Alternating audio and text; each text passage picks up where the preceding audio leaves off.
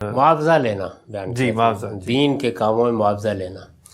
دیکھیے، ایک دین کے وہ کام ہے کہ جو انسان دینی ذمہ داریوں کو ادا کرنے کے لیے کرتا ہے، ایسے نماز پڑھتا ہے، روزہ رکھتا ہے، حج کرتا ہے، اسی طریقے سے کسی کو نصیحت کرتا ہے، کسی کی مدد کرتا ہے. ان کاموں پر کوئی معاوضہ نہیں لینا چاہیے، یہ اللہ کے لیے کرنے چاہیے اور پوری یکسوئی کے ساتھ اللہ ہی کے لیے کرنے چاہیے.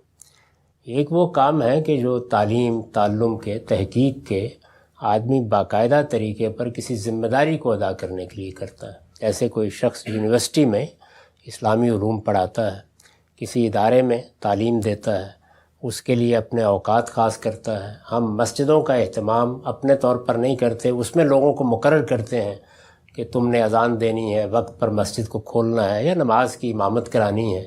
یہ سب چیزیں جو ہیں ان پر باوقار معاوضہ دینا چاہیے، اس کا اس سے کوئی تعلق نہیں ہے. یہ معاملہ بالکل اسی طرح ہے جس طرح کہ یونیورسٹیوں کے اساتذہ پڑھانے کا لیتے ہیں، جس طرح سے کالجوں میں لوگ لیتے ہیں، جس طرح اسکولوں میں لیتے ہیں، بالکل اسی طریقے سے اس کا معاوضہ لینا بھی چاہیے. اس کا مطالبہ کرنے میں بھی کوئی معنی نہیں ہے.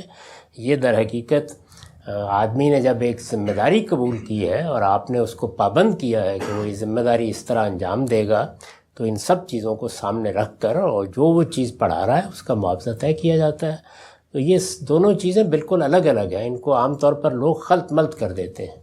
یعنی وہ چیزیں کہ جو میری دینی ذمہ داری بنتی ہیں، جن کے لیے میں اپنے رب کے سامنے جواب دہ ہوں، جن کے لیے مجھے بہرحال اللہ تعالیٰ کے حضور جا کے اپنا عمل نامہ پیش کرنا ہے، ان پر کوئی معاوضہ نہیں لینا چاہیے.